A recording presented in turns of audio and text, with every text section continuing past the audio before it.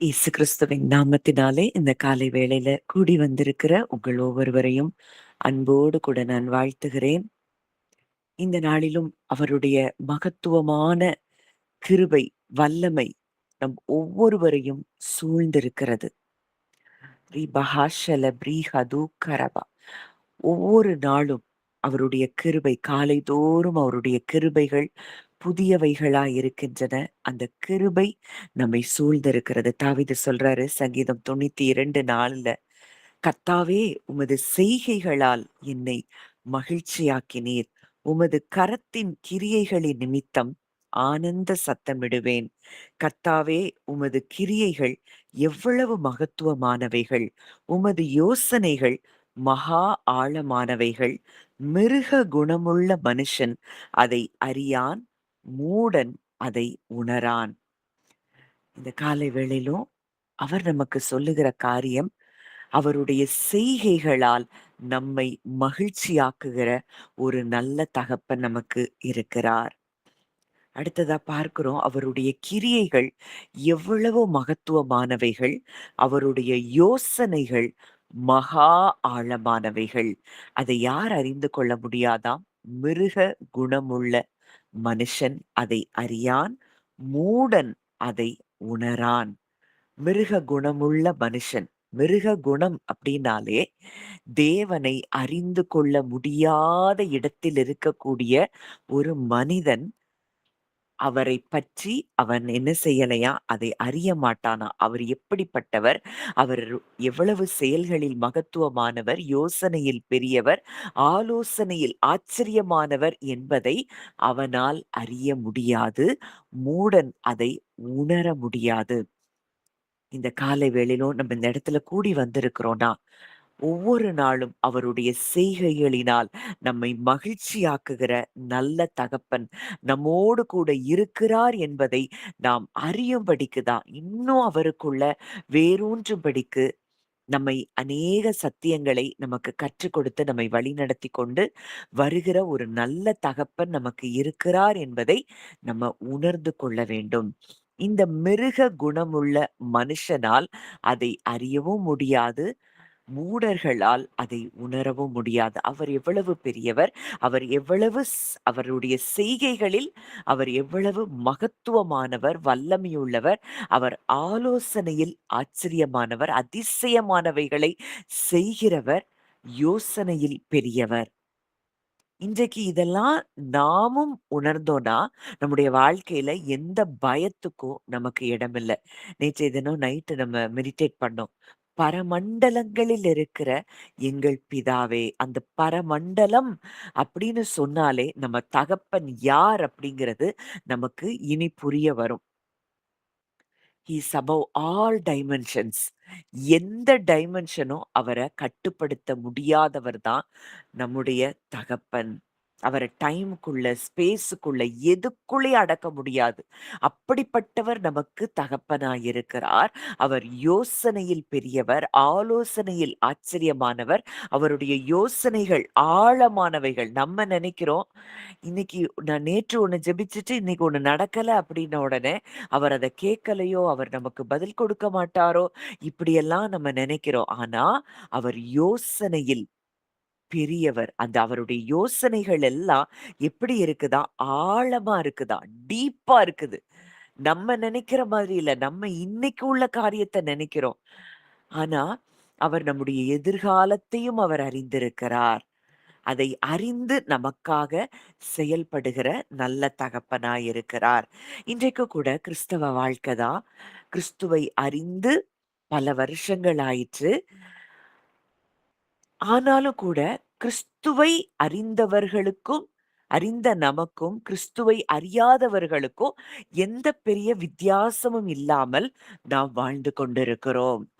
நம்ம வேதத்துல எங்க பார்த்தாலும் இயேசு சொல்ல நமக்கு கற்றுக் கொடுத்த காரியம் என்ன அப்படின்னா, எல்லா இடத்திலயும் நீங்க விடுதலையை அனுபவிப்பீர்கள். குமாரன் உங்களை விடுதலையாக்கினால் நீங்கள் மெய்யாகவே விடுதலையாவீர்கள். சத்தியத்தையும் நீங்கள் அறிவீர்கள். சத்தியம் உங்களை விடுதலையாக்கும். கர்த்தருடைய ஆவி எங்கே உண்டோ அங்கே விடுதலை உண்டு. அப்போ நம்ம வேதம் முழுக்க நம்ம பார்க்கிறோம் அப்படின்னா, நம்ம எல்லா இடங்களிலும் விடுதலையோடு வாழ்வதுதான் தேவன் நமக்கு வைத்திருக்கிற ஒரு சித்தமா இருக்கிறது. ஆனா இன்றைக்கும் இந்த விடுதலையான வாழ்க்கைய நம்ம வாழ்றோமா? இந்த விடுதலை அப்படிங்கிறது முதல்ல எங்க ஆரம்பிக்கும்னா, எண்ணங்களிலே தான் ஆரம்பிக்கும். எண்ணங்களிலிருந்து முதலாவது நாம் விடுதலையாகி இருக்கிறோமா?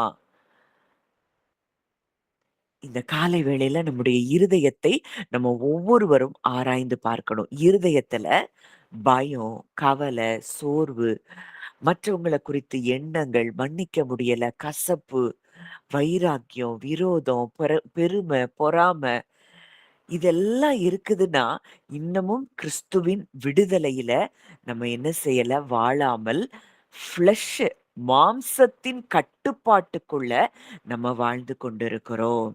அவர் நமக்கு வச்சிருக்கிற வாழ்க்கை ஒரு விடுதலையான ஒரு வாழ்க்கை. அந்த விடுதலையான வாழ்க்கைய நம்ம இன்னும் அனுபவிக்க முடியல அப்படின்னா, இன்னும் நாம் மாம்சத்தின் கட்டுப்பாட்டுக்குள் ஃப்ளஷ் நம்மள என்ன செய்து இன்னும் கண்ட்ரோல் பண்ணி கொண்டிருக்கிற ஒரு வாழ்க்கையத்தான் நம்ம வாழ்ந்து கொண்டிருக்கிறோம். செல்ஃபிஷ்னஸ், சுயநலம், பெருமை, கோபம், பொறாமை, இச்சை இது எல்லாமே பழைய ஆதாமின் இயல்புகள். முந்தின ஆதாம் உடைய இயல்புகளாய் இருக்கின்றன. ஆனா, தேவன் இப்படிப்பட்ட வாழ்க்கைக்கு நம்மை அழைக்கவில்லை, நம்மை தெரிந்தெடுக்கவில்லை, நம்மை பிரித்தெடுக்கவில்லை.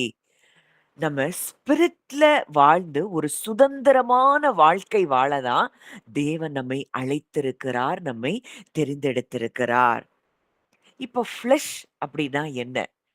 இப்ப இந்த ஃப்ளஷ் அப்படின்னா என்ன நெனைக்கிறோம்? நம்ம மனுஷனுடைய பலவீனம் அப்படின்னு சாதாரணமா நெனைக்கிறோம்.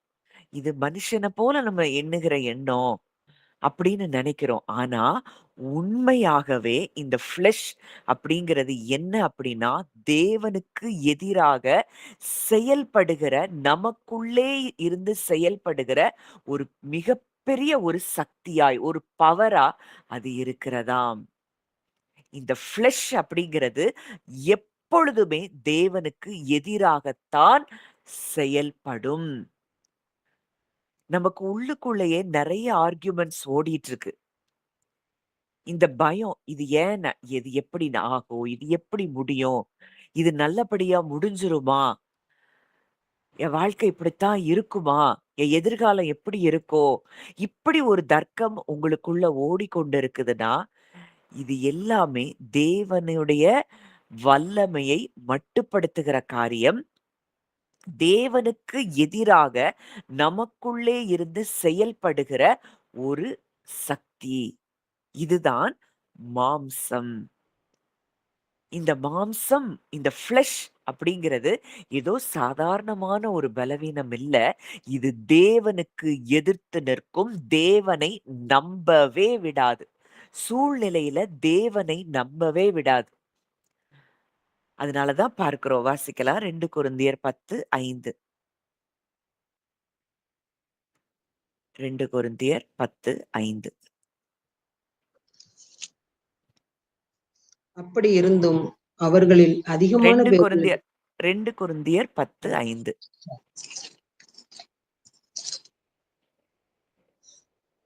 அவைகளால் நாங்கள் தர்க்கங்களையும் தேவனை அறிகிற அறிவுக்கு விரோதமாய் எழும்புகிற எல்லா மேட்டிமையை நிர்மூலமாக்கி எந்த எண்ணத்தையும் கிறிஸ்துவுக்கு கீழ்ப்படிய சிறைப்படுத்துகிறவர்களாய் இருக்கிறோம். அவைகளால் நாங்கள் தர்க்கங்களையும் உள்ளுக்குள்ள தர்க்கங்கள் நமக்கு ஓடிட்டே இருக்கு. ஒண்ண நம்ப முடியுது. ஒரு ஒரு இடத்துல அவர நம்ப முடியல. சில ஏரியாஸ்ல பரிபூர்ணமா நம்ம அவர்ட்ட விட்டு குடுத்துர்றோம். சில ஏரியாஸ நம்மளால விட்டு கொடுக்க முடியவில்லை. ஏன்னா, அந்த இடத்துல என்ன இருக்குன்னா, தேவனை அறிகிற அறிவுக்கு விரோதமாய் எழும்புகிற மேட்டிமை. இதுதான் ஃப்ளஷ்.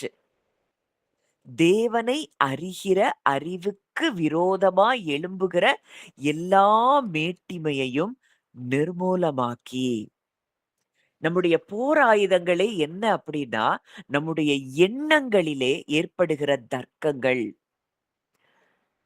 இத நிர்மூலமாக்குவதுதான். தேவனை அறிகிற அறிவுக்கு விரோதமாய், "இல்ல உனக்கு இப்படித்தான் நடக்கும். இது நடக்காது. இவ்ளோ இத்தன பேருக்கு இது நடக்கலன்னா, உனக்கும் இது நடக்காது." இப்படின்னு உள்ளுக்குள்ளேயே பல தர்க்கங்கள். தேவன நம்ப விடாதபடி, சூழ்நிலையை சூழ்நிலையை பார்க்கும்படி செய்வதுதான் ஃப்ளஷ். இப்போ இந்த வசனம் சொல்லுது, தேவனை அறிகிற அறிவுக்கு விரோதமாய் எழும்புகிற எல்லா மேட்டிமையையும் எல்லா மேட்டிமையையும் நீங்க லாஜிக்கலா திங்க் பண்றீங்க. இந்த உலகத்துல இருக்கிறவங்கள போல திங்க் பண்றோம் அப்படின்னாலே, நமக்குள்ளே அந்த மேட்டிமை இருக்குது. உலகத்துல இருக்கிறவங்க, இந்த உலகத்துல இந்த டைம் அண்ட் ஸ்பேஸுக்குள்ள அவங்க கண்ட்ரோலா செய்யப்பட்டிருக்கிறாங்க. நாமோ, நம்முடைய குடியிருப்போ எங்க இருக்குது? பரலோகத்துல இருக்குது. அங்க எதுவும் நம்மள என்ன செய்ய முடியாது? கண்ட்ரோல் பண்ண முடியாது. எந்த காரியமும் நம்மள கிளைமேட்டோ, இல்ல எந்த காரியங்களோ, உலகத்துல எல்லாருக்கும் பொருளாதாரத்துல பிரச்சனைகள் வரலாம். உலக பொருளாதாரமே சரிந்து போகலாம். ஆனால், நீங்களும் நானும் பரமண்டலத்தில் இருக்கிற பிதாவிற்கு பிள்ளைகளா இருக்கிறோம் அப்படின்னா, நமக்கு எந்த குறைவும் இருக்காது. நம்ம பார்க்கிறோம். ஈசாக்க பார்க்கிறோம். ஈசாக்கு பஞ்ச காலத்திலே விதை விதைத்தான். அவன் 100 மடங்கு பலனை அடைந்தான். உலகத்துக்கு அது பஞ்ச காலம். ஆனா தேவனுடைய பிள்ளைக்கு பஞ்சகாலம் என்பது இல்லை. ஏன்னா, நம்முடைய குடியிருப்பு எங்க இருக்கு? அங்கே இருக்கிறது. நமக்கு தகப்பன் யார்?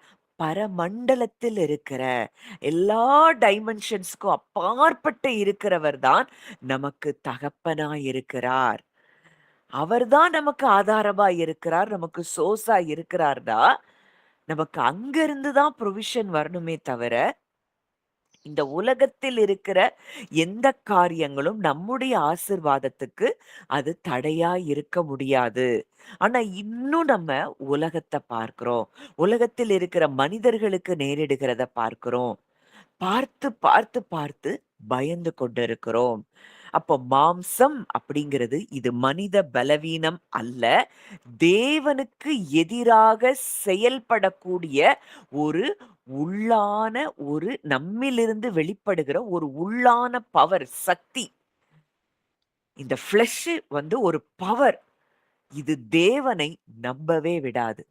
சூழ்நிலைகளில சூழ்நிலைகள பெருசா பார்க்க வைக்கும். அவர சின்னதா பார்க்க வைக்கும். இதுதான் ஃப்ளஷ் செய்கிற மிகப்பெரிய காரியம். இதுல இருந்து ஒரு மனிதன் எப்ப விடுபடுறானோ, அப்பதான் அவன் உண்மையாகவே கிறிஸ்தவ வாழ்க்கையை வாழ அனுபவிக்க ஆரம்பிக்கிறான். இன்னும் நம்மளே இந்த இடத்துல இருந்து விடுதலை ஆகலன்னா, எப்படி நம்ம மற்றவர்களுக்கு வெளிச்சமாக மாற முடியும்?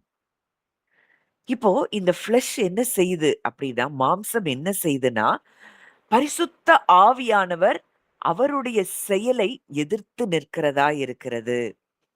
இந்த ஃப்ளஷ் என்ன செய்யும்னா, தன்னைத்தானே உயர்த்திக் கொள்ளும். மற்றவங்களுடைய அங்கீகாரத்தை எதிர்பார்க்கும். தன்னைத்தானே உயர்த்தும். நம்முடைய மனது மறுரூபம் ஆகுறதற்கு இடம் கொடுக்காது. அவங்க செய்றது தான் சரின்னு சொல்லி நிப்பாங்க. அவங்கள நியாயப்படுத்திக் கொள்ள விரும்புவாங்க. இப்போ இது என்ன அப்படின்னா, தாழ்மைக்கு எதிராக பெருமை போராடுகிற ஒரு இடம். மன்னிப்புக்கு எதிராக கசப்பு போராடுகிற ஒரு இடம். தேவ சித்தத்துக்கு எதிராக சுய சித்தம் வெளிப்படுகிற ஒரு இடம்தான் இந்த ஃப்ளஷ்.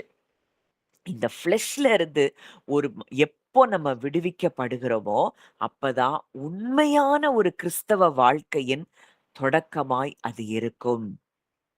நம்ம விடுதலையோடு கூட வாழ வேண்டும் என்பதற்காகத்தான் கிறிஸ்து சிலுவைக்கு சென்றார். அவருடைய ரத்தம் நமக்காக சிந்தப்பட்டது.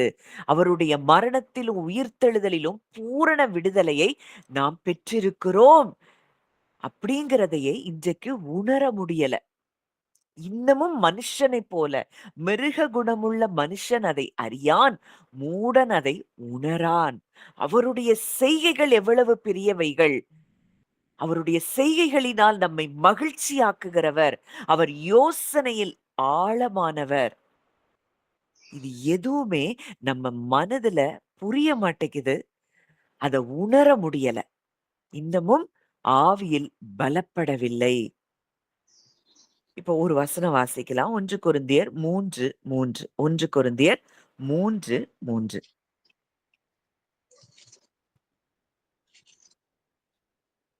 பொறாமையும் வாக்குவாதமும் பேதகங்களும் உங்களுக்குள் இருக்கிறபடியால் நீங்கள் மாம்சத்துக்குரியவர்களாயிருந்து மனுஷ மார்க்கமாய் நடக்கிறீர்கள் அல்லவா? பவுல் அழகா சொல்றாரு. வாக்குவாதம், பொறாமை, சண்டைகள் இதெல்லாம் உங்களுக்கு இருந்து மனுஷ மார்க்கமா இருந்து மாம்சத்துக்குரியவர்களைப் போல நீங்க என்ன செய்றீங்க? நடக்கிறீங்களே! இப்போ கொஞ்சம் யோசிச்சு பாருங்க. இந்த பொறாமை, வாக்குவாதம், சண்டை, உள்ளுக்குள்ள கசப்பு இதெல்லாம் இருக்குதுன்னா, இன்னமும் விடுதலையின் வாழ்வை நாம் அனுபவிக்கவில்லை. இன்னைக்கு இவ்ளோ பெரிய விலைக்கிரயம் குடுத்து அவர் நம்மள மீட்டெடுத்திருக்கிறார். ஆனாலும் இன்னும் விடுதலையான ஒரு வாழ்க்கையை அனுபவிக்காமல் இருப்பதற்கா இந்த கிறிஸ்துவை தேடி நம்ம வந்திருக்கிறோம்.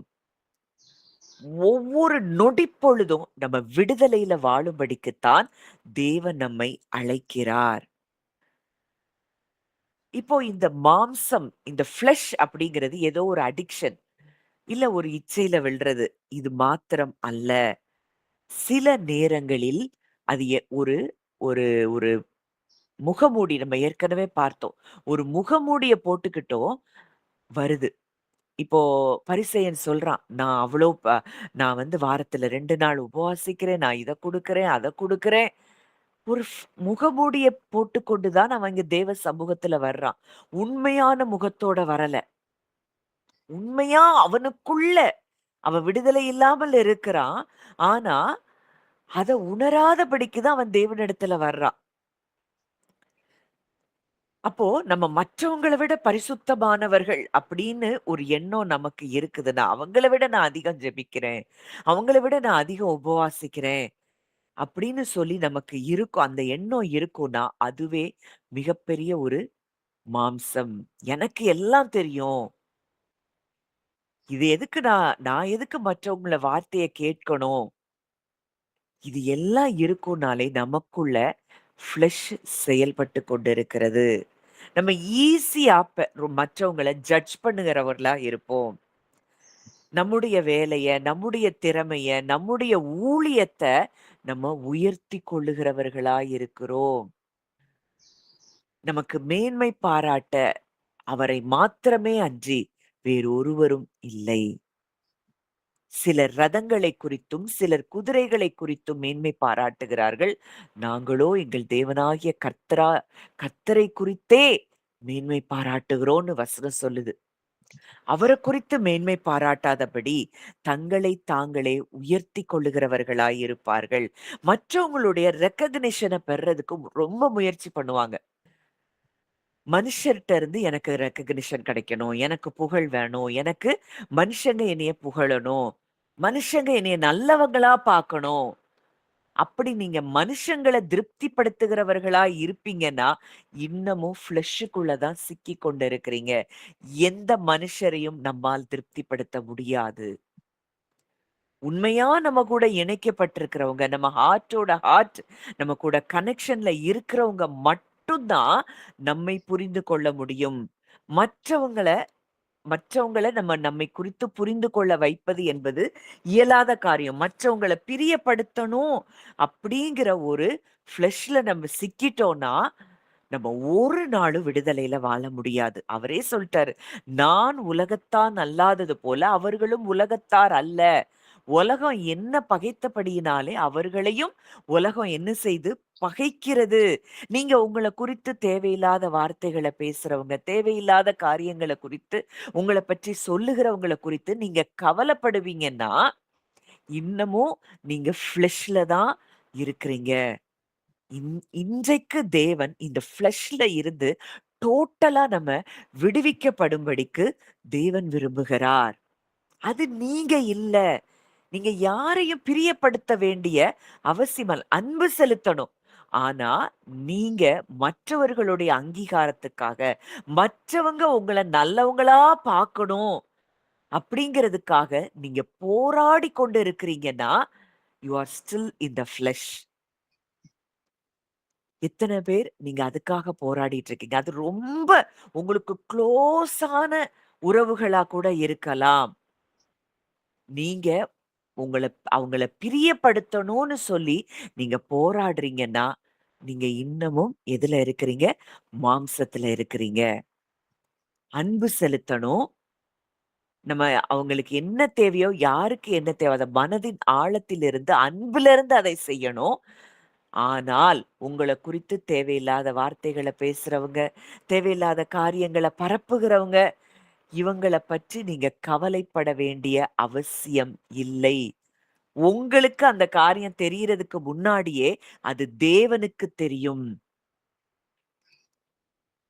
அங்க மோசேக்கு எதிராய் ஆரோனும், மீரியாமும் பேசின பொழுது, மோசே அமைதியா இருக்கிறாரு. ஆனா, தேவன் மோசேக்காக செயல்பட்டதை பார்க்கிறோம். மரியாளுக்கு எதிராய் மார்த்தாள் அங்க வந்து குறை சொல்றா. ஆனா, தேவன் அதை கேட்டுக்கொண்டு இருக்கவில்லை. இந்த சவுல் அத்தனை கிறிஸ்தவர்களையும் துன்புறுத்தினான்.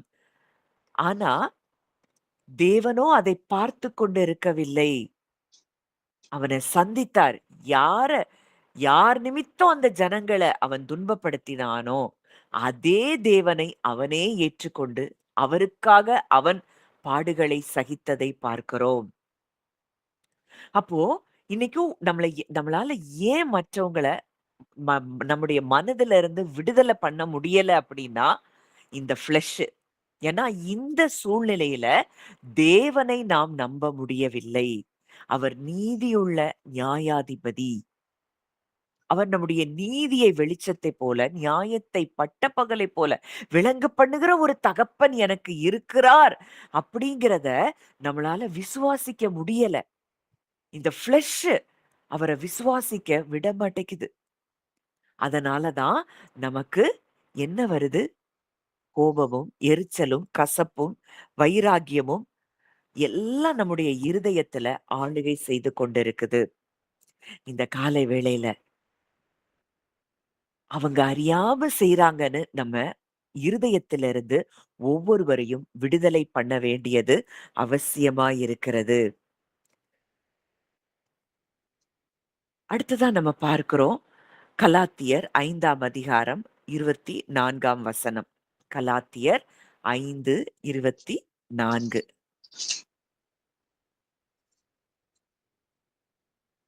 கிறிஸ்துவனுடையவர்கள் தங்கள் மாம்சத்தையும் அதன் ஆசை இச்சைகளையும் சிலுவையில் அறைந்திருக்கிறார்கள். கிறிஸ்துவின் உடையவர்கள் தங்கள் மாம்சத்தையும் அதின் ஆசை இச்சைகளையும் சிலுவையில் அறைந்திருக்கிறார்கள். நம்முடைய மாம்சம் இன்னைக்கு ஃப்ளஷ் நமக்கு பல காரியங்கள சொல்லிக்கொண்டே இருக்கும். அவங்க அப்படி, இவங்க இப்படி, இந்த சூழ்நிலை இப்படி இருக்கு. இது உனக்கு எதிரா இருக்கு. இதுல நீ எப்படி ஜெயிக்க போற? உன் எதிர்காலம் எப்படி இருக்க போகுது? உன் பிள்ளை வாழ்க்கை எப்படி இருக்க போகுது? இப்படின்னு பல காரியங்கள உங்களுக்கு இந்த ஃப்ளஷ் சொல்லிக் குடுத்துட்டே இருக்கும். 5 சென்சஸ். ஏன்னா இதெல்லாம் ஃபர்ஸ்ட் ஆடம்ல இருந்து வந்தது. ஆனால் கிறிஸ்துவினுடையவர்கள் அவர்கள் எப்படி இருக்கிறாங்களா? இந்த ஃப்ளஷ்ஷையும், அதனுடைய ஆசைகளையும், இச்சைகளையும் சிலுவையில அறைந்தவர்களாயிருக்கிறார்கள். ஒண்ணு நல்லா புரியணும். நம்மளுடைய ஃப்ளஷ்ஷ நம்ம என்ன செய்ய முடியாது? திருத்தவே முடியாது. நம்ம திருத்தணும்னு முயற்சி பண்ணோம்னா, நம்ம தோல்வி தான் அடைவோம். மாம்சத்தை நம்ம என்னத்தையோ ஒண்ண கற்பித்து கொடுத்து, இந்த மாம்சத்த நம்மளால திருத்த முடியாது. சீர்திருத்த முடியாது, ஒழுங்குபடுத்த முடியாது. இந்த மாம்சம் என்பது மரிக்க வேண்டும். இன்றைக்கும் பல காரியங்கள் நம்ம ஹீல் பண்ணணும், ஹார்ட்ட சுகப்படுத்தணும் அப்படின்னு பல நம்ம என்றைக்கோ நடந்த காரியங்கள் எல்லாம் சுகப்படுத்துவதற்கு நேரத்தை செலவிடுகிறோம். நிச்சயமா அது முடியாது. நம்ம ஃப்ளஷ் நமக்கு ஏற்பட்ட காரியங்கள், நமக்கு ஏற்பட்ட வலிகள், இது எல்லாத்தையுமே எங்க அறையிறோம்? இதெல்லாம் ஃபர்ஸ்ட் ஆடம்க்குள்ள இருந்து நம்ம வாழும்போது நமக்கு நடந்த காரியங்கள். அது எல்லாவற்றையும் அவரோடு கூட சிலுவையில் அறைய வேண்டும். அது நான் அல்ல. வசனம் சொல்லுது, ஒருவன் கிறிஸ்துவுக்குள் இருந்தால் அவன் புது சிருஷ்டியா இருக்கிறான்.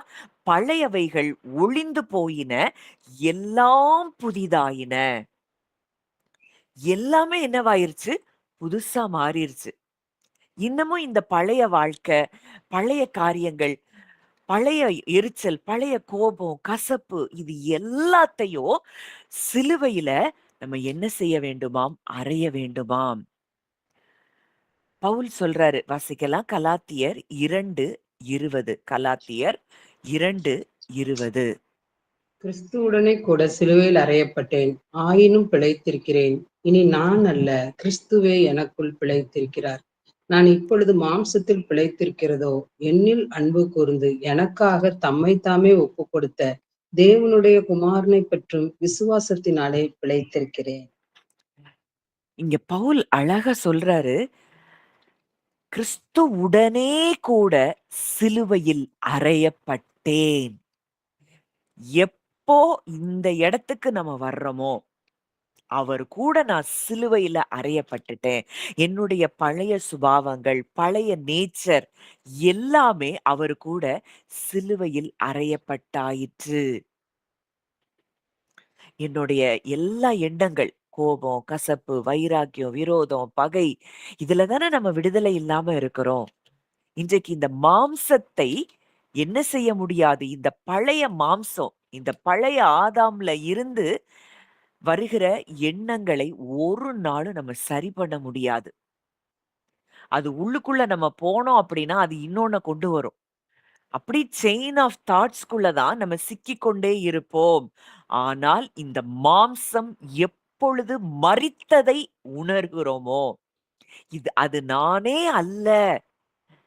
பவுல் அழகா சொல்றாரு, கிறிஸ்துவுடனே கூட சிலுவையில் அறையப்பட்டேன். ஆயினும் பிழைத்திருக்கிறேன். இப்ப பிழைச்சுட்டேன். இனி நான் அல்ல. இந்த நான் அல்லங்கிற இடத்துக்கு நம்ம எப்ப வர்றோமோ, அப்பதான் உண்மையிலேயே விடுதலையான வாழ்க்கையை நாம் வாழ ஆரம்பிக்கிறோம். இது நான் அல்ல. இன்னைக்கு நம்ம என்ன நினைக்கிறோம்? நமக்கு ஏற்படுகிற அனுபவங்கள், நமக்கு ஏற்படுகிற வலிகள், நமக்கு மனிதர்கள் ஏற்படுத்துகிற காயங்கள், இதெல்லாம் வச்சுட்டு இதெல்லாம் நம்முடைய அடையாளமாய் பார்க்கிறோம். ஆனா பவுல் சொல்றாரு, இனி நான் அல்ல, கிறிஸ்துவே எனக்குள் பிழைத்திருக்கிறார். அவர்தான் எனக்குள்ள பிழைச்சிருக்கிறாரு.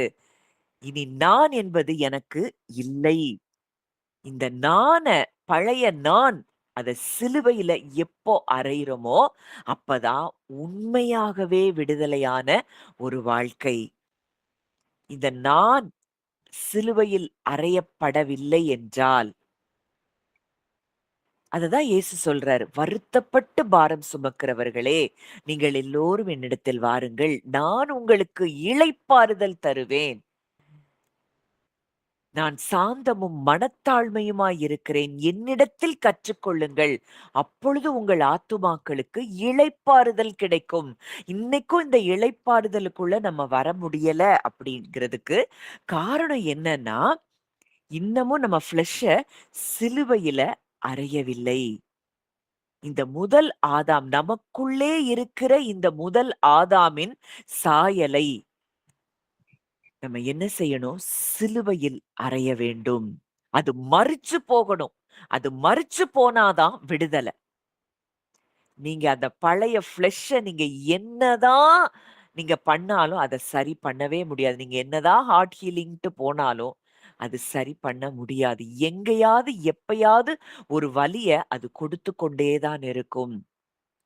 அந்த பெயின்ல இருந்து நம்மளால வெளிய வரவே முடியாது. நீங்க வேலை செய்யணும்னு முயற்சி பண்ணாலும், அது முடியாது. வசனம் நம்ம அன்றைக்கே தியானித்தோம். என்னில் நிலைத்திருங்கள். அப்பொழுது நீங்கள் மிகுந்த கனிகளை கொடுப்பீர்கள். என்னாலே அல்லாமல் உங்களால் ஒன்றும் செய்யக்கூடாது. நம்ம ஒர்க் பண்ணணும் அப்படின்னு சொல்லி சில காரியங்கள்ல இறங்கிட்டோம்னாலும், அதுவும் நம்ம ஒரு பெரிய ட்ராப்புக்குள்ள சிக்கிறதா இருக்குது. அப்போ இந்த பழைய மனுஷன் சிலுவையில் அறையப்பட வேண்டியது அவசியமாயிருக்கிறது. பவுல் சொல்றாரு, "நான் இப்பொழுது மாம்சத்தில் பிழைத்திருக்கிறதோ." இப்ப பழைய மனுஷன அவர் சிலுவையில அறைஞ்சுட்டேன்னு சொல்றாரு. ஆயினும் நான் பிழைத்திருக்கிறேன். இப்ப எப்படி பிழைச்சிருக்கிறேன்? இப்ப மாம்சத்துல நான் பிழைத்திருக்கிறது எப்படின்னா, என்னில் அன்பு கூர்ந்து, எனக்காக அவர் எவ்வளோ பெர்சனலைஸ் பண்றாரு. என் என் மேல அன்பு கூர்ந்து, எனக்காக தம்மைத்தாமே ஒப்புக் கொடுத்த தேவனுடைய குமாரனை பற்றும் விசுவாசத்தினாலே பிழைத்திருக்கிறேன். இனி இந்த உலகம் எனக்கு சிலுவையில் அறையப்பட்டு விட்டது. எதுவும் என்னைய என்ன செய்ய முடியாது? டிஸ்டர்ப் பண்ண முடியாத இடத்துக்குள்ள நான் வந்துட்டேங்கிறத பவுல் இந்த இடத்துல சொல்றத பார்க்கிறோம். தேவனுடைய குமாரனை பற்றும் விசுவாசத்தினாலே பிழைத்திருக்கிறேன். அப்ப அவருடைய குமாரனை பற்றும் விசுவாசத்தினாலே நம்ம பிழைத்திருக்கிறோம்னா, இன்றைக்கு நம்முடைய வாழ்க்கையில எதை குறித்து நம்ம கவலைப்படணும்?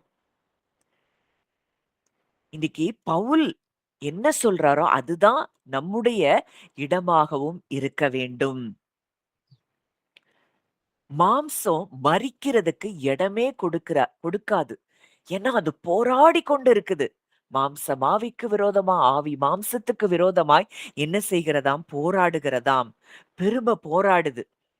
நம்முடைய அடையாள பிரச்சனை. அங்க பல அடையாள பிரச்சனைகள். அவங்க என்ன நெனச்சுருவாங்களோ, இவங்க என்ன நெனச்சுருவாங்களோ, இதுக்காகவே ஒவ்வொருத்தரையும் பிரியப்படுத்துறது. நம்முடைய அடையாளங்களை நாம் தக்க வைத்துக் கொள்ளும்படி போராடிக் கொண்டிருக்கிறோம். நம்ம அதெல்லாம் நம்ம அதெல்லாம் ஒரு கட்டுப்பாட்டுக்குள்ள நம்ம வைக்கணும்னு நெனைக்கிறோம். ஆனா, உண்மையான ஒரு விடுதலை, ஒரு ஃப்ரீடம், ஒரு சுதந்திரம் இதெல்லாம் நம்ம பிடித்துக் கொள்வதில் இல்லை. அத தேவனிடத்துல ஒப்புக் கொடுக்கிறதுல தான் உண்மையான விடுதலை இருக்கிறது. இன்றைக்கு உங்க ஹார்ட்ட நீங்களே ஆராய்ந்து பாருங்க. எந்த இடத்துலலாம் உங்களுக்கு பயம் இருக்கு, கவலை இருக்கு, மற்றவங்கள குறித்து எண்ணங்கள் இருக்கு, கசப்பு இருக்கு, பெருமை இருக்கு, பொறாமை இருக்கு. ஓப்பனா அவர்கிட்ட நீங்க வரணும். இந்த இடத்துல இவங்கள பார்க்கும்போது எனக்கு ஒரு பொறாமை எண்ணம் வருது ஆண்டவரே. நான் இதுல இருந்து வெளியில வர விரும்புறேன். என்னுடைய மாம்சத்த நான் சிலுவையில அறையிறேன். இது நான் அல்ல. அப்படின்னு சொல்லி உங்களுடைய பலவீனங்களை நீங்க அவர்கிட்ட கொண்டு போகும் பொழுது, அவர் ஒன்றை ஞாபகப்படுத்துவார். இது நீ அல்ல. பழைய மனுஷன், உன்னில் இருந்த பழைய மனுஷன், அவன் என்னுடனே கூட சிலுவையில் அறையப்பட்டு விட்டான். நீ புது சிருஷ்டியா இருக்கிற. நீ எனக்கு பிள்ளையா இருக்கிற. ஒரு மூத்த குமாரன் அங்க இளைய குமாரனுக்கு தகப்பன் செய்த விருந்து, அவனுக்கு கொடுத்த எல்லா பிரிவிலேஜஸையும் பார்த்த உடனே, அவனுக்கு என்ன வருது? உள்ளுக்குள்ள பொறாம வருது. இது எல்லாம் ஆர்ஃபன் மைண்ட் செட். இதுதான் ஃப்ளஷ். அப்பா சொல்றாரு, "மகனே எனக்குரியதெல்லாம் உனக்குரியது." ஒருத்தர் ஒரு ஆசிர்வாதத்த அதிகமா பெற்ற உடனே, நம்முடைய மனது ஒரு பொறாமைக்குள்ள வருது அப்படின்னா, அங்க என்ன இருக்கு? Orphan mind set. ஐயோ! இவங்கலாம் நல்லா இருக்காங்க.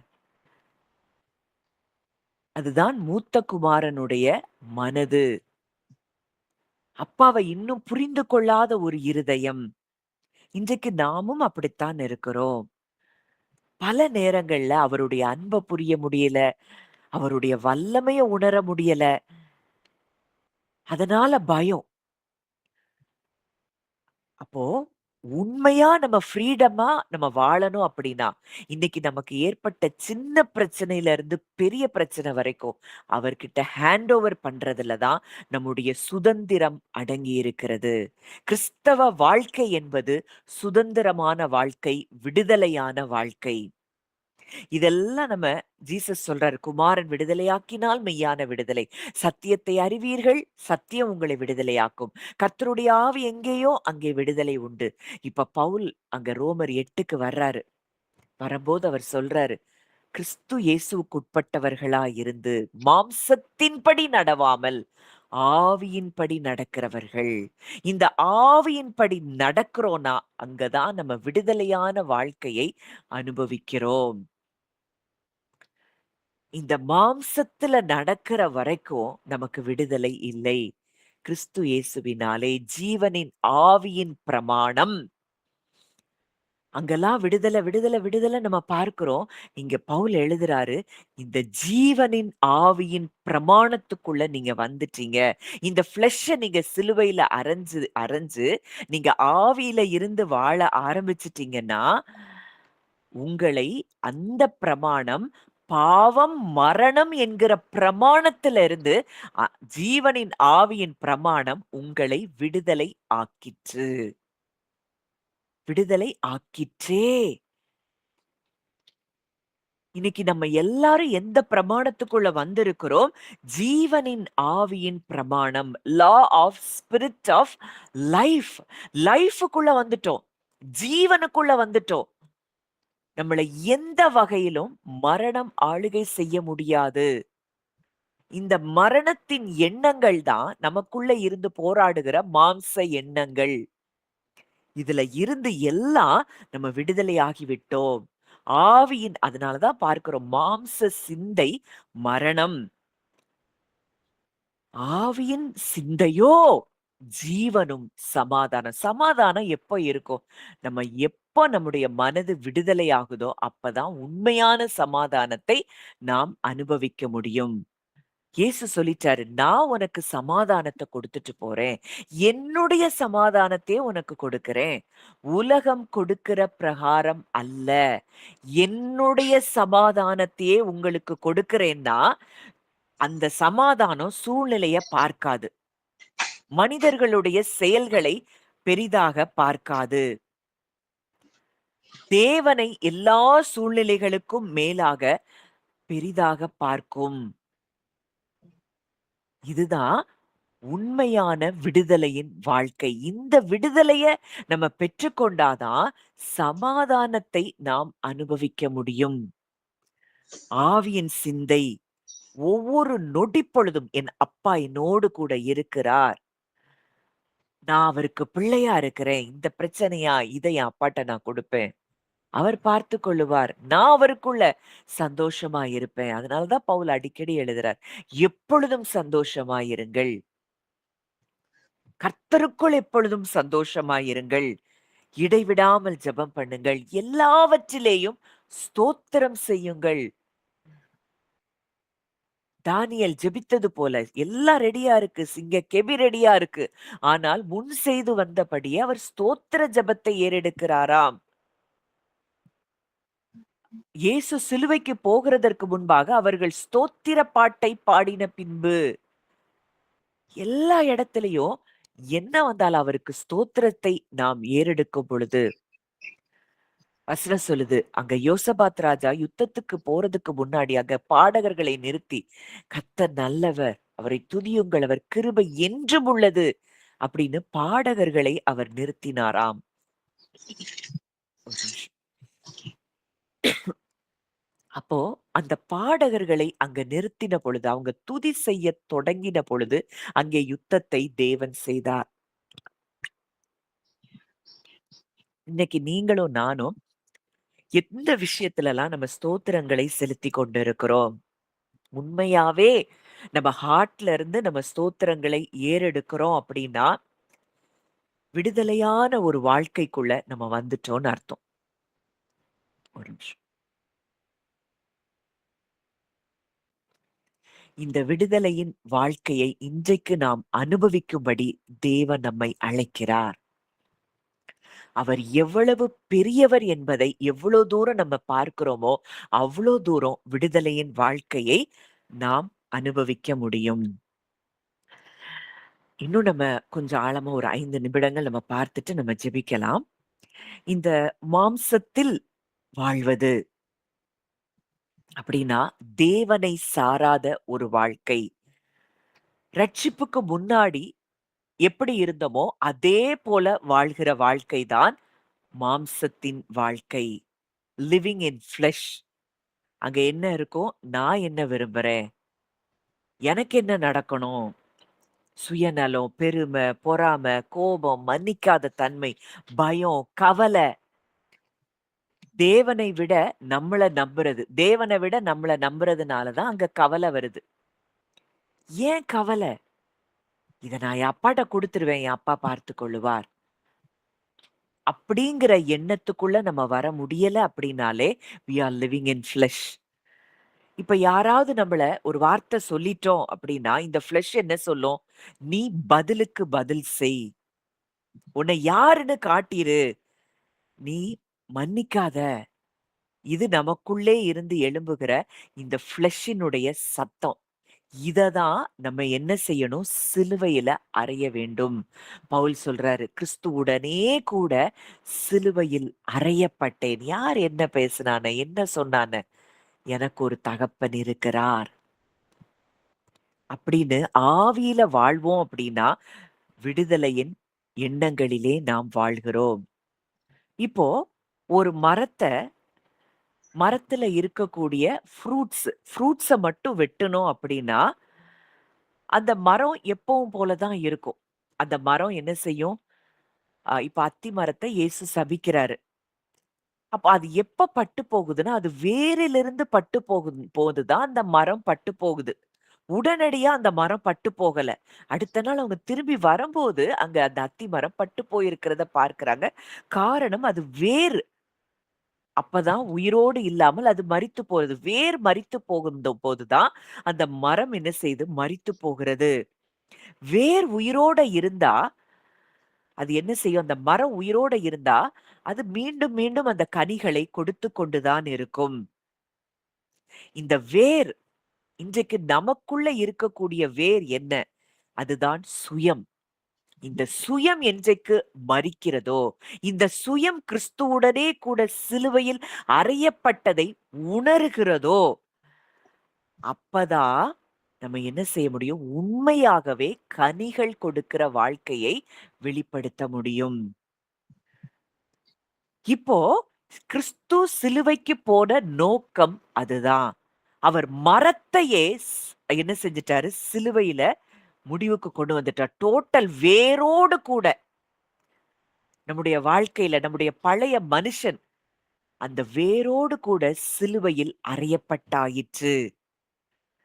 அதனாலதான் வசனம் சொல்லுது, கிறிஸ்துவின் உடையவர்கள் தங்கள் மாம்சத்தையும் அதன் ஆசை இச்சைகளையும் சிலுவையில் அறைந்திருக்கிறார்கள். இன்னைக்கு டோட்டலா வேரோட நம்ம சிலுவையில் அறையப்பட்டு விட்டோம். இனி பழைய மனுஷன் அல்ல, கிறிஸ்துவே என்னில் பிழைத்திருக்கிறார். இதுதான் ஸ்பிரிட் லைஃப். இப்ப ஆவியில வாழ்றது அப்படின்னா, இன்றைக்கு பரிசுத்த ஆவியானவர் நமக்குள்ள வந்துட்டாரு. நம்முடைய எண்ணங்கள், நம்முடைய மைண்ட், வில், எமோஷன்ஸ் எல்லாத்தையும் அவர் செயல்படும்படி, அவர் வழி நடத்துவதற்கு நாம் இடம் கொடுப்பதுதான் spirit life, living in spirit life. அப்போ இது நம்முடைய சுய எண்ணங்களிலிருந்து கிறிஸ்துவின் எண்ணங்களிலிருந்து வாழ்கிற ஒரு வாழ்க்கை. ஆவியில் வாழ்கிற மனுஷன் எப்படி இருப்பான்? ஒவ்வொரு சூழ்நிலையிலும், இந்த சூழ்நிலையில தேவன் என்ன சொல்றாரு? இதுல கர்த்தருடைய சித்தம் என்ன? விருப்பம் என்ன? அப்படின்னு சொல்லி ஒவ்வொரு சூழ்நிலையிலும் தேவனை பெரிதாய் பார்த்து அவரிடத்திலிருந்து வார்த்தைகளை கேட்டு வாழுகிறவனா இருப்பான். இப்போ நம்மள யாராவது காயப்படுத்திட்டாங்க அப்படின்னா, பழிவாங்கன்னு சொல்லுகிற இருதயம் இந்த ஸ்பிரிட்ல இருக்கும்போது, இந்த ஆவியானவர் சொல்றார், பரவால்ல. அவங்க தெரியாம செய்றாங்க. நீ மன்னிச்சிரு. நீ அவங்கள பிளெஸ் பண்ணிரு. இப்போ மனிதர்கள் உங்கள குறித்து ஒரு காரியத்த சொல்லிட்டாங்கன்னா, உங்க நீதிய நீங்க நிரூபிக்கணும்னு சொல்லி மாம்சம் உங்க கூட பேசிக்கொண்டே இருக்கும். ஆனா ஆவி சொல்லும், "இல்ல, காட் இஸ் இன் கண்ட்ரோல். அப்பா இருக்கிறாரு. பார்த்துக் கொள்ளுவார். நீ தாழ்மையா இரு." இப்போ மாம்சம் சொல்லும், ஒரு ஒரு சின்ன பிரச்சனை, ஒரு சின்ன காரியம், இல்ல ஏதோ ஒரு பிள்ளைகளுடைய காரியம், உங்களுக்கு அந்த காரியம் உங்களுக்கு என்ன செய்யும்? கவலை ஏற்படுத்துது. அப்போ ஸ்பிரிட்ல இருக்கிற ஆவியானவர் சொல்லுவாரு, "இல்ல, நீ தேவன நம்பு. என்ன நம்பு. நான் பார்த்துக் கொள்ளுவேன். என்னுடைய வாக்குத்தத்தங்களை நம்பு. என் வார்த்தை இததான் சொல்லுது. இதுதான் உன் வாழ்க்கையில நடக்கும்." இதுதான் லிவிங், அதாவது லெட் பை ஸ்பிரிட், ஆவியினால் நடத்தப்படுகிற ஒரு வாழ்க்கை. பொதுவா ஒரு கதை சொல்லுவாங்க. ஒருத்தர் சொன்னாரா, 2 டாக்ஸ், 2 நாய்கள் எனக்குள்ள இருந்து போராடுது. ஒண்ணு ஸ்பிரிட், ஒண்ணு ஃப்ளெஷ். அப்போ அது அந்த இந்த 2 நாய்கள் போராடுது அப்படின்னா, எது ஜெயிக்கும் அப்படின்னு கேட்டா, அவர் சொன்னாராம், எது ஜெயிக்கும் அப்படின்னா, நான் எதுக்கு உணவு கொடுக்கிறேனோ, அதுதான் என்ன செய்யும்? ஜெயிக்கும். அதுபோல தான் நாமும் அப்படித்தான். எதுக்கு நம்ம உணவு கொடுக்கிறோம்? நம்ம ஃப்ளெஷ்ஷுக்கு ரொம்ப உணவு கொடுத்து கொண்டே இருந்தோம். சிலுவையில அறையப்பட்டத முதல்ல உணரணும். சிலுவையில அறையப்பட்டத உணர்ந்த பிறகும், இந்த ஃப்ளெஷ்ல இருக்கிற மனிதர்கள் கூட நம்ம அதிகமான தொடர்புல இருக்கிறோம். அந்த அட்மாஸ்பியர்ல நம்ம இருக்கிறோம்னா, நம்ம ஃப்ளெஷ்ஷ என்ன செய்ய முடியாது? ஒரு நாளும் மேற்கொள்ள முடியாது. நம்ம அதுக்கு உணவு குடுத்துட்டே இருக்கிறோம். ஃப்ளெஷ்ல வாழ்ற மனிதர்கள் கூட நம்ம அதிக நேரம் நம்ம தொடர்புல இருக்கிறோம் அப்படின்னா, நிச்சயம் நாமும் அந்த மாம்ச எண்ணங்களிலிருந்து விடுபட முடியாது. எதுக்கு உணவு கொடுக்கிறோங்கிறது ரொம்ப அவசியம். இந்த 2 நாய்ல எதுக்கு உணவு கொடுக்கிறோமோ அதுதான் ஜெயிக்கும். மாம்சமா? ஆவியா? மாம்சத்துக்கு உணவுகள் என்ன? இந்த லஸ்ட், இது எல்லாமே இந்த மாம்சத்துக்கு உணவு கொடுக்கக்கூடியவை. இப்போ நம்ம நம்ம தேவனோடு கூட ஐக்கியம் இல்ல, வேதத்த தியானிக்கல அப்படின்னாலும், நமக்கு இதுவும் என்ன செய்யுது? மாம்சத்துக்கு ஒரு உணவாய் மாறுது. இதெல்லாம் மாம்சத்த பலப்படுத்துது. இப்ப நம்ம ஸ்பிரிட்டுக்கு எது ஃபுட் அப்படின்னு சொல்லி பார்த்தோம் அப்படின்னா, அவரோடு கூட இருக்கிற உறவு, அவரை எல்லா சூழ்நிலைகளிலும் பெரிதாய் பார்க்கிற எண்ணங்கள். அது வேதத்த தியானிக்கும் பொழுது நமக்கு உள்ளுக்குள்ளே வெளிப்பாடுகள் கிடைக்கும்.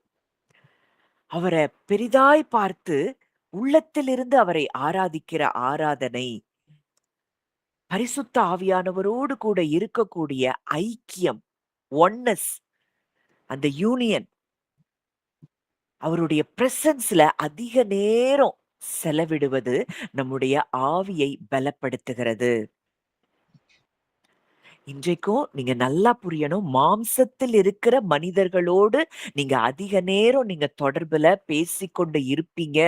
உறவுல இருக்கிறீங்க. அந்த வார்த்தை உங்களுக்குள்ள போய்க்கொண்டே இருக்குது அப்படின்னா, நீங்க ஒரு நாளும் ஆவியில வளர முடியாது. ஆவியானவரால் நடத்தப்பட முடியாது. ஏன்னா, அந்த சத்தம் தான் உங்களுக்கு மேலோங்கி கொண்டே இருக்கும்.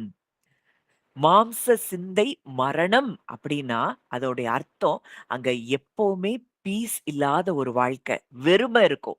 எம்ப்டினஸ் இருக்கும். பயம் இருக்கும். தோல்வி. தேவனிடத்திலிருந்து தூரமா இருக்கிறத போல எண்ணங்கள்.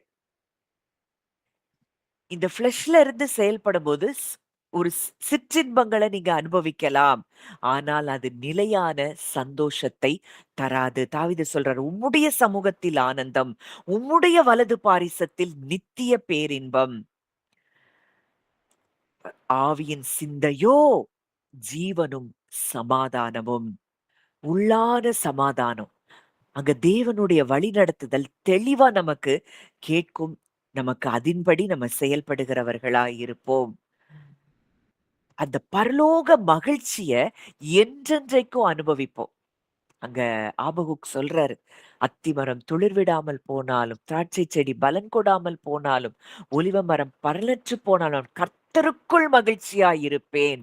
என் இரட்சிப்பின் தேவனுக்குள் களி கூறுவேன்." அவர் எனக்கு இரட்சிப்பின் தேவனாய் இருக்கிறார். எது இருந்தா என்ன? எது இல்லனா என்ன? அவர் யார் என்பதை அவர் அறிந்திருந்தபடியினால், அவர் சொல்றாரு, "நான் இரட்சிப்பின் தேவனுக்குள் களி கூறுவேன்." வசனம் சொல்லுது, "கர்த்தருக்குள் மகிழ்ச்சியா இருப்பதே உங்களுடைய பெலன்." அப்ப இதெல்லாம் எப்ப வரும்? ஆவியில நடக்கும் பொழுதுதான் நமக்குள்ள இந்த மகிழ்ச்சி வரும். தேவனுடைய ராஜ்யம் புசிப்பும் குடிப்பும் அல்ல. அது நீதியும் சமாதானமும் பரிசுத்த ஆவியினால் உண்டாகும் சந்தோஷமுமாய் இருக்கிறது. இந்த போலி ஸ்பிரிட் அவர நம்மிலிருந்து வாழ விடுறோம். கிறிஸ்துவை நம்மிலிருந்து வாழ விடுறோம்னா, நம்ம எப்பவும் சந்தோஷமாய் இருக்க முடியும். இன்றைக்கும் இன்னமும் அந்த சந்தோஷத்தை அனுபவிக்க முடியலன்னா, இன்னமும் நம்ம பல நம்மளுடைய ஃப்ளெஷ்ல சிலத சிலுவையில அறைஞ்சிருக்கிறோம். சிலத இன்னும் சிலுவையில அறையவில்லை. இந்த பரிசுத்த ஆவியானவருடைய சந்தோஷத்தை நம்ம அனுபவிக்க முடியும். ராஜ்யத்துக்குள்ள வந்துட்டோம். வெளிச்சத்துக்குள்ள வந்துட்டோம். கிறிஸ்துவுக்குள்ள வந்துட்டோம். ஜீவனுக்குள்ள வந்துட்டோம் அப்படின்னா, இந்த சந்தோஷத்தின் வாழ்க்கையை ஒவ்வொரு நொடி பொழுதும் நாம் அனுபவிக்க முடியும். அப்போ ஒவ்வொரு நாளும், "ஆண்டவரே, என்னுடைய ஃப்ளெஷ் இல்ல. நீங்க எனக்குள்ள வாழ்ந்து கொண்டிருக்கிறீங்க. என்னுடைய எண்ணங்களை நீங்க ஆட்சி செய்ங்க. ஆளுகை செய்ங்க." அதனால தான் தாவீது சொல்றாரு, "என்ன என்னுடைய எண்ணங்கள், என்னுடைய வாயின் வார்த்தைகள் உமது சமூகத்தில் அது பிரியமாயிருக்கட்டும். நீங்க என்னுடைய எண்ணங்கள ஆளுகை செய்ங்க. என்னுடைய வார்த்தைகளை நீங்க ஆளுகை செய்ங்க. மாம்சத்தின்படி நடவாமல் ஆவியின்படி நடக்க எனக்கு உதவி செய்யுங்கன்னு." ஒவ்வொரு நாளும் இந்த ஆவியில நடக்கிறதுக்கு அவருடைய ஒத்தாசையை கேட்கும் பொழுது, தேவன் நமக்கு உதவி செய்து நம்மை ஆவியில வழி நடத்துவதற்கு அவர் வல்லவராய் இருக்கிறார். மாம்சத்துல வாழ்றதுங்கிறது கிறிஸ்து இல்லாமல் வாழ முயற்சி செய்கிற வாழ்க்கை தான் மாம்சத்தில் வாழுகிற வாழ்க்கை. ஆவியில வாழ்றது அப்படின்னா, கிறிஸ்துவை நமக்குள்ளே வாழ அனுமதிக்கிற வாழ்க்கை தான் ஆவியில் வாழ்கிற வாழ்க்கை. மாம்ச வாழ்க்கையினுடைய அந்த அந்த சென்டர் பாயிண்ட்டே என்னன்னா சுயமா இருக்கும். ஆவியின் வாழ்க்கை என்ன அப்படின்னா, அங்க சென்டரா யார் இருப்பான்னா, கிறிஸ்து இருக்கிறார். அதனால தான் பவுல் சொல்றாரு, "கிறிஸ்துவுடனே கூட சிலுவையில் அறையப்பட்டேன். இனி நான் அல்ல." உங்களுக்கு நேரிடுகிற எதுவும் உங்களுக்கு நேரிடுதுன்னு நினைக்கிற வரைக்கும் தான் உங்களுக்கு கவல. அவர் அப்படி நம்மள பார்க்கல. நம்மையும் அவரையும் அவர் பிரித்து பார்க்கவே இல்லை. நம்மை ஒன்றாக பார்க்கிறார். பவுல சந்திக்கும்போது அதுதான் சொல்றாரு. "நீ ஏன் என்ன துன்பப்படுத்துற? உங்கள ஒருத்தர் துன்பப்படுத்துறாங்கன்னா, அது அவர துன்பப்படுத்துறதா அவர் பார்க்கிறார். அத அவர் டீல் பண்ண போறாரு. உங்களுக்கு அத பற்றி கவலையே தேவையில்ல." இப்ப யோவான் கடைசியா ஒரு வசனத்த தியானித்து முடிக்கலாம். யோவான் 17ஆம் அதிகாரம் 21ஆம் வசனம். யோவான் 17:21. அவர்கள் எல்லோரும் ஒன்றாயிருக்கவும், பிதாவே, நீர் என்னை அனுப்பினதை உலகம் விசுவாசிக்கிறதற்காக நீர் என்னிலேயும் நான் உம்மிலேயும் இருக்கிறது போல அவர்கள் எல்லோரும் நம்மில் ஒன்றாயிருக்கவும் வேண்டிக் கொள்கிறேன். பிதாவே, நீர் என்னை அனுப்பினதை உலகம் விசுவாசிக்கிறதற்காக, நீர் என்னிலேயும், நான் உம்மிலேயும் இருக்கிறது போல, அவர்கள் எல்லாரும் நம்மில் ஒன்றாயிருக்கவும் வேண்டிக் கொள்ளுகிறேன். அடுத்த வசனம் வாசிங்க ஆன்ட்டி. நாம் ஒன்றாயிருக்கிறது போல அவர்களும் ஒன்றாயிருக்கும்படி நீர் எனக்கு தந்த மகிமையை நான் அவர்களுக்கு கொடுத்தேன். நாம் ஒன்றாயிருக்கிறது போல, அவர்களும் ஒன்றாயிருக்கும்படி. இன்னைக்கு நம்ம எப்படி அவர் எப்படி பார்க்கிறார்ன்னா, அவரு கூட நம்ம ஒன்றாக கலந்ததைப் போலத்தான் அவர் பார்க்கிறார். ஆனா, நம்முடைய மாம்சம் என்ன செய்ய மாட்டேங்குது? அத நம்ப விட மாட்டேங்குது. நம்ம ஒன்றாகி விட்டோம். அவரோடு கூட நம்ம ஒன்றாகி இருக்கிறோம்னா, இன்னைக்கு நமக்கு நேரிடுகிறது எல்லாம் அவருக்கு நேரிடுகிறத போல அவர் பார்க்கிறார். இதுக்கு நம்ம பதில் சொல்ல வேண்டிய யாருக்கும் அவசியமே இல்ல. அப்பா நீங்க பார்த்துக்கொள்ளுங்க. நான் மனதார மன்னிக்கிறேன், பிளெஸ் பண்றேன். அப்படின்னு சொல்லிட்டு அவரில நம்ம வாழ ஆரம்பிக்கும் பொழுது, நம்முடைய வாழ்க்கை அது மிகுந்த சமாதானமான, தெளிந்த நீரோடையான ஒரு வாழ்க்கை, விடுதலையான ஒரு வாழ்க்கை நம்ம வாழ ஆரம்பிக்க முடியும். 23வது வசனம் வாசிங்க ஆன்ட்டி. அதே அதிகாரம் 23.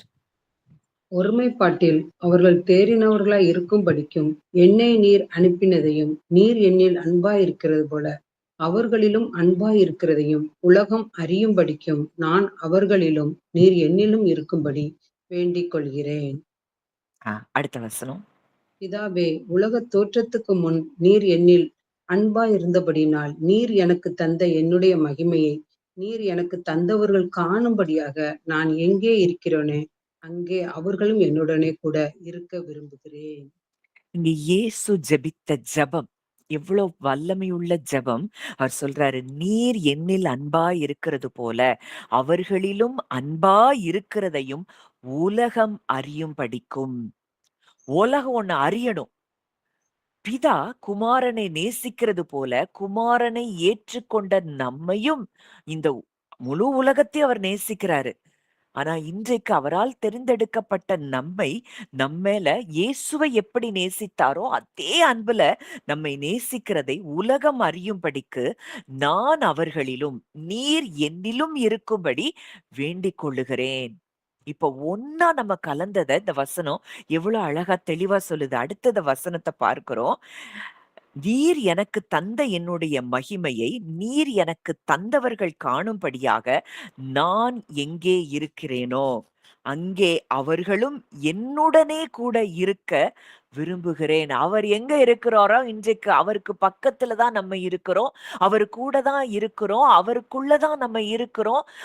அவர் நமக்குள்ள இருக்கிறார்னா இன்னைக்கு ஒண்ணு நல்லா புரியணும். உங்களுக்கு உங்களுக்கு நடக்கிற ஒவ்வொரு காரியத்தையும் அவர் அறிந்திருக்கிறார். இந்த சத்தியத்த மட்டும் நீங்க புரிந்து கொண்டா போதும். ஆவியில நம்ம நடப்பது அது எளிதா இருக்கும். இருதயத்துல இருந்து, "அப்பா நீங்க என் கூட இருக்கிறீங்க. எல்லாத்தையும் நீங்க அறிஞ்சிருக்கிறீங்க. நீங்க சூழ்நிலைகளுக்கு அப்பாற்பட்ட தேவன். காலங்களையும், சமயங்களையும் மாற்றுகிறவர். ராஜாக்களை தள்ளி ராஜாக்களை ஏற்படுத்துகிறவர். உமக்கு மறைவான காரியம் ஒன்றுமில்லை." 100 வயதுல ஆபிரகாமுக்கு குழந்தையை கொடுத்தவர், கடலை பிளந்தவர். எத்தனையோ அற்புதங்களை வேதத்துல பார்க்கிறோம். மரித்த லாசருவை உயிரோடு கூட எழுப்பினவர். 4 நாட்களாகி மரித்து நாற்றமெடுத்த சடலத்தை உயிரோடு எழுப்பினவர் இன்றைக்கு உங்க கூட இருக்கிறார்னா, இன்றைக்கு உங்க பிரச்சனைய அவரால சரி பண்ண முடியாதா? இன்றைக்கு மிருக குணமுள்ள மனிதர்களைப் போல மாம்சத்தில் வாழுவதற்கு நாம் அழைக்கப்படவில்லை. விடுதலையோடு ஜீவனில் அவருக்குள்ள வாழ்கிற ஒரு வாழ்க்கை, சந்தோஷத்துக்குள்ள நிரம்புற ஒரு வாழ்க்கை, சமாதானம் நிறைந்த ஒரு வாழ்க்கை வாழத்தான் நாம் அழைக்கப்பட்டிருக்கிறோம். அதுதான் கிறிஸ்தவ வாழ்க்கை. இந்த வாழ்க்கைய நம்ம இன்றிலிருந்து நம்ம ஒவ்வொருவரும் அனுபவிக்கும்படி நம்ம ஒவ்வொரு நாளும் ஜெபிக்க ஆரம்பிப்போம். நம்முடைய எண்ணங்களை அவர் ஆளுகை செய்யும்படிக்கு எல்லாவற்றையும் அவரிடத்துல ஒப்புக் கொடுப்போம். ஆவியின் சிந்தையோ ஜீவனும் சமாதானமும். அந்த ஜீவனிலையும் சமாதானத்திலையும் நம்ம வாழ ஆரம்பிப்போம். நம்ம ஜெபிக்கலாம். நல்ல தகப்பனே, நன்றியோடு உம்மை துதிக்கிறோம், ஸ்தோத்தரிக்கிறோம் அப்பா. இந்த நாளிலும் அப்பா, கிறிஸ்துவுடனே கூட நாங்கள் சிலுவையில் அறையப்பட்டோம். இதுவரைக்கும் நாங்க மற்றவங்கள குறித்து எங்களுக்குள்ளே எழும்பின எண்ணங்கள், கசப்புகள், பல வருஷங்களா அந்த எண்ணங்களுக்குள்ள நாங்க வாழ்ந்து கொண்டிருந்தோம். ஆனா இன்றைக்கு எங்களுக்கு சத்தியத்தை கற்றுக் கொடுத்திருக்கிறீங்கப்பா. உமக்குள்ளே நாங்கள் சிலுவையில் அறையப்பட்டு விட்டோம். இனி நாங்கள் அல்ல, கிறிஸ்துவே எங்களுக்குள் நீர் பிழைத்திருக்கிறீரப்பா. எங்க கூட நீங்க ஒண்ணா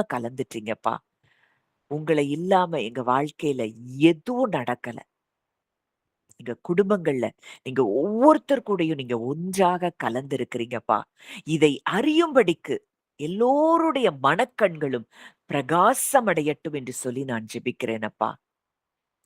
இந்த உலகத்தையே படைத்தவர், அண்ட சராசரங்களை தன்னுடைய வார்த்தையினால் சிருஷ்டித்த தேவன், நீர் எங்க கூட இருக்கிறீங்கப்பா. இந்த உலகத்தின் மனிதர்களாய் நாங்கள் அல்ல, ராஜ்யத்தின் புத்திரர்களாய் நாங்கள் இருக்கிறோம். பரலோகத்துல இன்றைக்கு நாங்க உங்க கூட உட்கார்ந்து இருக்கிறோம்ப்பா. இன்றைக்கு எங்களை எதுவும் ஆளுகை செய்ய முடியாது. அப்பா, இந்த காலை வேளையில எங்களுடைய எண்ணங்கள்ல எதெல்லாம் போராடி கொண்டிருந்ததோ, அது எல்லாத்தையும் உங்ககிட்ட நாங்க ஒப்பு கொடுக்கிறோம்ப்பா. ரிலீஸ் பண்றோம்ப்பா. எல்லா சூழ்நிலைகளுக்கும் அப்பாற்பட்டவர் எங்களோடு கூட இருக்கிறீர். எங்களுடைய சூழ்நிலைகளை அப்படியே மாற்றி போட நீர் வல்லவராய் இருக்கிறீர்.